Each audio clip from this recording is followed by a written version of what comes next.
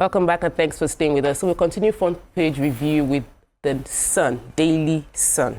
Major headline. Reps receive proposal for creation of 31 new states. Federal government seeks reversal of mother tongue policy in primary schools. PDP disciplinary committee summons autumn IAM others. Tinubu overhauls federal varsity leadership, sacks UniAbuja UNN VCs.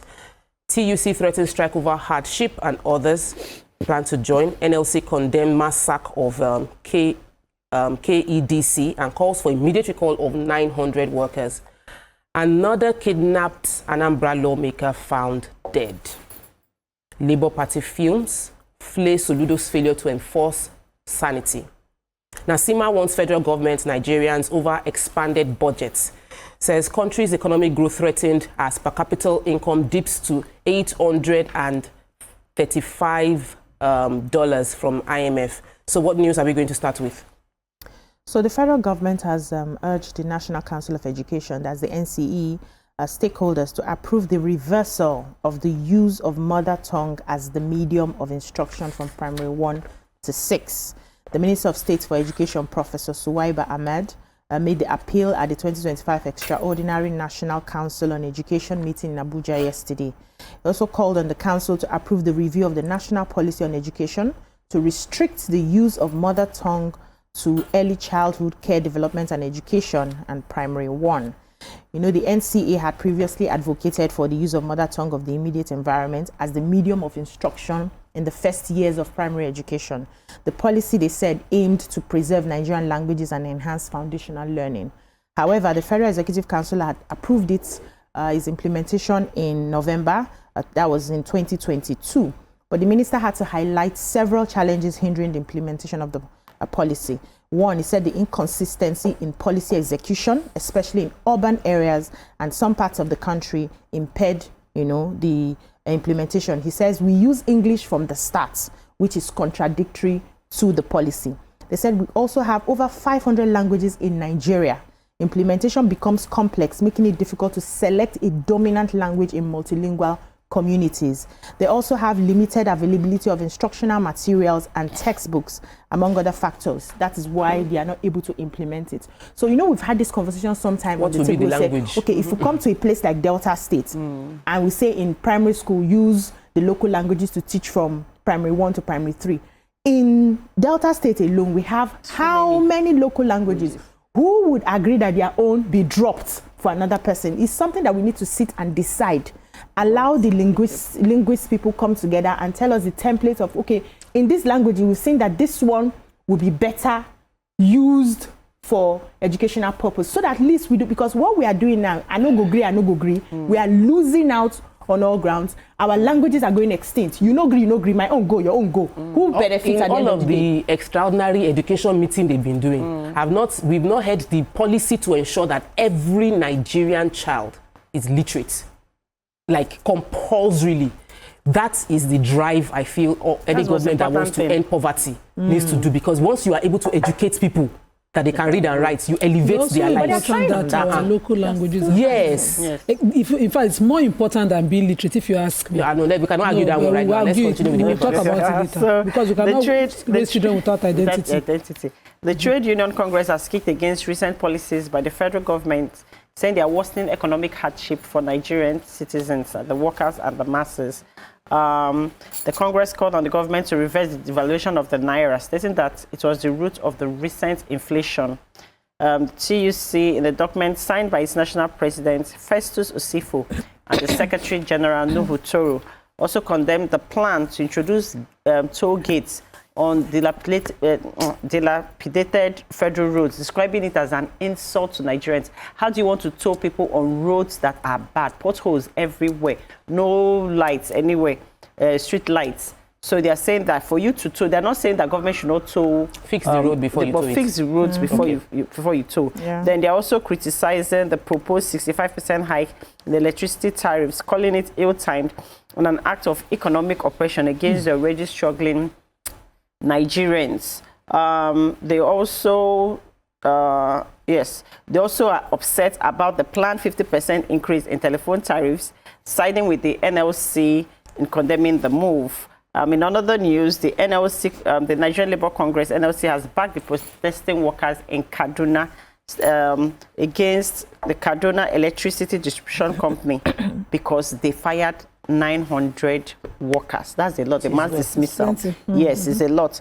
They said that this is unacceptable, that the EKDC should come down from their high horse and engage with them and recall the 900 workers. It's a business. No, they said call them back and then do things properly and say the reason why. You can't just wake up one day and dismiss them and fire 900 people. But then they said that the TUC said that if things are not done properly, they're going to engage Nigerians, the workers, everybody on the strike. On the strike, yes. Right. Okay, so I have the very sad story of the honourable member representing Onitsha North constituency in the Anambra State House of Assembly, Honourable Justice Nsukka, whose lifeless body was found along the Second Niger Bridge. So he was abducted in December 2024, on Boxing Day, December 2024, along the Ugwana-Okpangwa Road in the inland town in Onitsha while returning from his Christmas break. And since then, 44 days after, they just found his lifeless, already decomposing body along the bridge. And the story takes inventory of how this has continuously happened to some politicians in the southeast. Politicians are the ones we hear about, but this thing, insecurity challenge is huge. Moving on to Nigerian Tribune, major headline, Manufacturer Association of Nigeria, TUC, won over proposed hike in electricity tariff. They said the planned increase may lead to closure of more businesses. In other news, NPA reviews port tariff by 15%. Oshun, Adeleke engages 10,000 youths for Imole Youth Corps. Kogi Assembly bans foreign direct access to cashew nuts farmers. Kogi State bans foreigners direct access to cashew nut farmers, which is a very good one. Then we have 13 patients from US came to Nigeria for kidney transplants. That's from our Vice President Shetima. And Constitution Review reps receive request for creation of 31 states. Please, what's this, the Kogi State's new policy? So the Kogi State House of Assembly has called on the state government to put in place regulatory mechanisms to protect economic trees in the state and strengthen the cashew nut value chain through strict enforcement. Invariably, they're trying to say that the foreigners bypass the buying agents. The reason why they have the buying agents in place is to make sure that the state gets the revenue that they're supposed to get from that, because the state, Kogi State is now, from Statistics Bureau, is now the highest cashew producing state. And they're saying that so the foreigners bypass the buying agents and goes directly to the farmers. And they're not just buying directly from the farmers. They're not even trying to buy the farms. From the farmers, right? Trying to sabotage. And they are paying in advance. Yes, they're paying. Trying to sabotage revenues for the state. Also creating insecurity, because when these things are done, you know, lots banditry of and stuff. And they're also saying that they're taking away jobs from the local, the locals, and that's not acceptable. So they're trying to create policies now to stop that. I think it is a very, so as a state, you are the governor, you only approve, only you can approve any document as regards land. Once it is not local based, make it illegal for any foreigner to own land. So I have the 13 patients coming from the US. Our Vice President is really celebrating this reverse medical tourism. He was speaking at on Thursday during the courtesy visit by Nance to him. He said that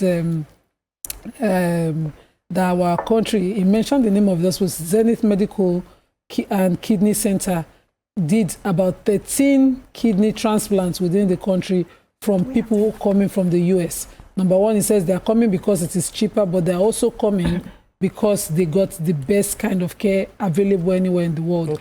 And he praised the owner of the hospital, and then he talked about how he had sponsored about 60 female medical students abroad to study, and they're all practicing now, emphasizing the need to empower our own. We've never argued about having good doctors. We've always argued about the emergency service and facilities. This is a private facility. So moving on to Vanguard, our last paper for today, major headline is uproar as IGP, Police Service Commission clash over retirement of police officers. One story we haven't taken, Kano's release will bring peace. That's from Reps Panel. and the Manufacturers Association are cautioning against further hiking electricity tariff. There's also the story of port charges to go up by 15% as NPA pushes for efficiency. Who has what story? So What the story do you have? Manufacturers Association of Nigeria are cautioning the federal government against further increase in electricity tariff, warning that such measure will be inimical to the competitiveness of Nigerian products and businesses in the local and international markets. The Director General of MAN, Segun Ajayi Kadiri, made the call in his statement yesterday and also said that the privatization of the power sector since 2013 has not even yielded the desired results. And according to him, he says consumers will continue to bear the brunt of the inefficiency in the electricity value chain with persistent increase in tariffs. So by the time they increase, we have another increment in electricity. Manufacturers would have to add that cost to their products. The consumers will complain that things are expensive. Even land price will go up. Everything will go up. So when one increases, it trickles down to different areas. And they are saying they should find a way to sort out this so that we don't keep having manufacturers close down their businesses because they can no longer compete. When people go to the market, they want to buy the cheaper products because nobody's plucking money. Let me quickly take Nima's story. So the MPA is speaking through the executive director in charge of marine operations, Olaleko Badmus, who was representing their managing director, Abubakar Danso. He says that the MPA has gotten approval, secured an approval for a 15% tariff increase since. And this is the first since 1993 when they did the last adjustment. He said this is well needed because, they have aging infrastructure, obsolete equipment, slow port expansion, and all of this has hindered efficiency and competitiveness within the ports. But Manufacturers Association of Nigeria, the local one in Apapa, are already kicking against it. Other businessmen are also kicking against it in the report. I am with the businessmen. I don't believe that any increment is what is delaying any improvement of infrastructure. Exactly. Because you need a budget. Efficiency is all about money. Money through one ministry for that development. So stop making things. Everything is just increase. Exactly. Big electricity tariff increase. What's happen? Kuku kilos. That's what we can take on front page. Kilos make everything finish. No, it's that's Nima's Jara that she added to the story. But that's what we can take on front page review for today. Stay with us. We'll be right back for our topic. Stay tuned. Your View will be right back.